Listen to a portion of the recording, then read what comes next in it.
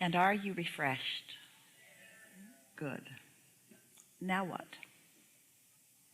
I've been meditating for a long time and feel like I'm getting lazier about it. You mean not setting the time aside? Well, just allowing a kind of a lazy pattern to say, I'd rather do this now. And I've seen in the past that meditating day after day after day has a momentum to it that really feeds me and makes my life work. So I've been listening to all the answers that you've been giving, and they all answered the same question. Yeah, we're about to do it again. Yeah.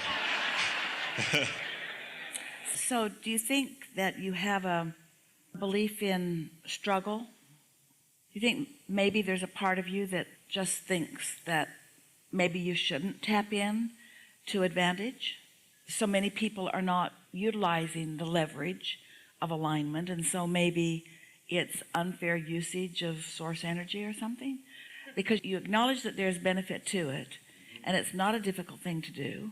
And so are you asking us why you don't do it? No, I guess I'm sitting there in the audience thinking that, maybe by coming up here and being part of this intense process, that it'll touch something in me to give me more commitment to it or something like that. Well, we are not very good at all at prodding or at trying to motivate someone. Everything that we've offered here today, we can feel that it has moved you because you want to feel the way that we describe, and you want to access this energy that creates worlds. And so we think that it would be maybe the best thing to do to just chalk it off to you being human, and in being human, being accustomed to only getting so much bang for your buck out of so much action. It's sort of like an acceptance of, here I am, and this is how it usually goes. And we would like to ignite a fire within you, within all of you, to tap into this greater power, because we know there's so much more satisfaction in it. It's like getting into one of your magnificent vehicles. They are really wonderfully designed these days, and they have such potential for movement, and there's not so much resistance in their engines or in the transmissions. There's a precision about them that is so satisfying. Esther likes them and has owned and driven quite a few of them, and she likes that feeling of ease of speed and ease of turning radius and being close to the ground, and she likes being able to put the car on the road wherever she wants it to be. She likes to be able to look down and pick her spot and know that if her intent is there, that this vehicle can go where she points it. But can you imagine romping around in one of these muscle cars for a little while and then just making a decision that you're just going to drive 40 miles an hour everywhere you go? It's just something that you've always done. You're raised on a farm, that's the way. And you might say, but why? Why not take full advantage of the evolution of these machines and their ability to enhance your experience? We're just wanting to sort of ignite within you a feeling of, it is right that I reach to my fullest potential, and I will never really be satisfied unless I do.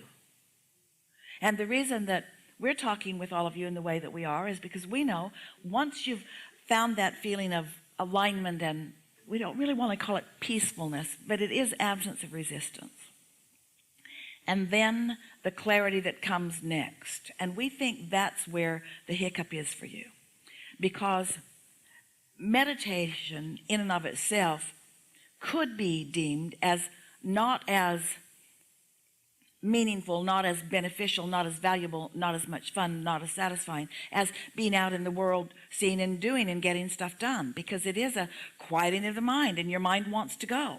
And so it could be perceived that way, and to a certain extent, and maybe in the first several meditations, or maybe it feels like that. But if you hear it the way we're presenting it, and if you understand the objective of it in the way that we mean it, And if you tap into that energy and you allow yourself to be in such a quieted place that you know for sure that you received a thought and you felt the elation of the thought, and then you followed through on that thought and then saw the benefit of that thought, you'll never again go back to that slower way of living.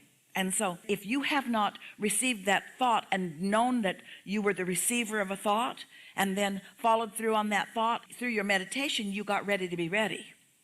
And because you were ready to be ready, you received the thought. And then as you received the thought, now you're consciously acknowledging that you have received a thought. You didn't think this thought, you received a thought. You're in concert with source energy and you received a thought, and you received a thought that is pertinent to you, specific to you, and about what's in your vortex for you.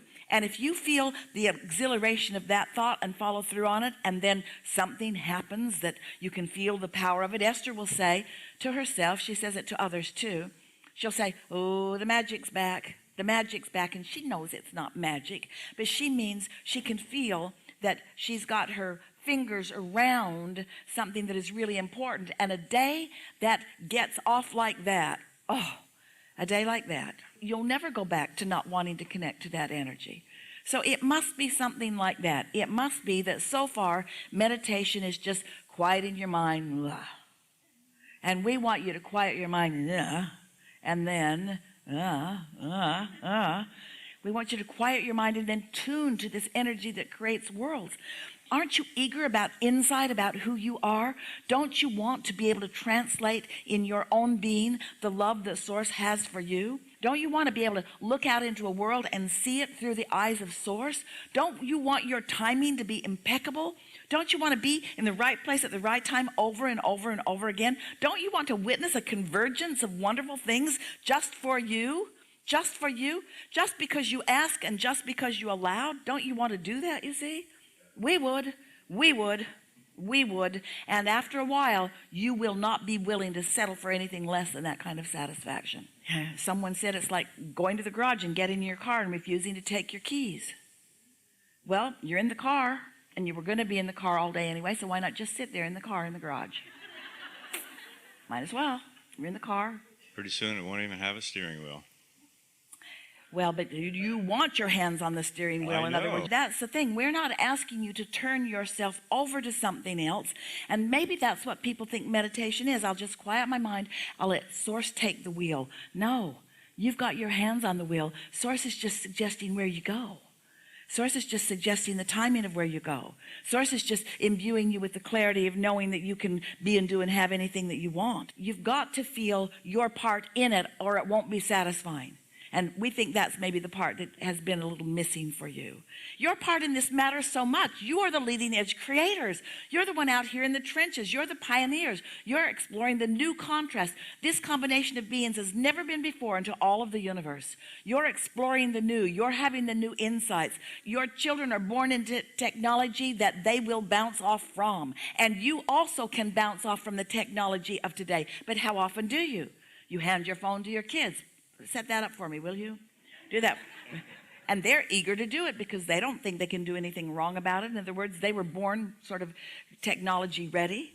So you're saying that the meditation is not a passive experience?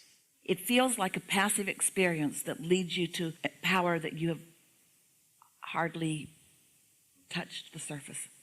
It is a pathway to an empowerment, a clarity, a vitality, a replenishment. Such a wonderful conversation because you have accepted it as a passive, and we can see why you would, because we're asking you to quiet your mind, don't think any thought, focus on the air conditioner.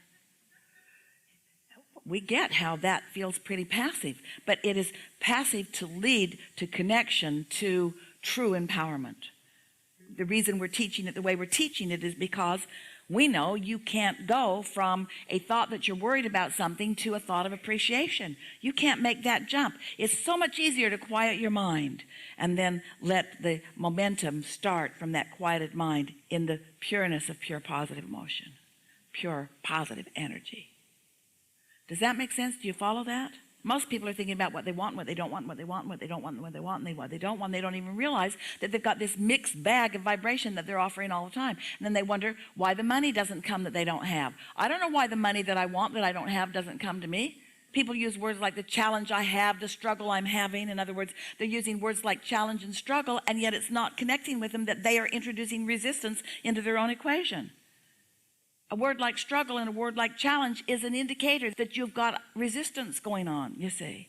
So we can't talk you out of that because you've got too much evidence and too much proof of it. But if you will quiet your mind and let it be active for a moment, you will experience something other than that, because words don't teach. It's only life experience that teaches. Yeah. So you feel inspired? I do. Yeah. Yeah. Yeah. And I feel that, like the collective unconscious here, all of the leading edge idea, mental flow that's happening in the room, it's inspiring. Yeah. And that's what I'm getting.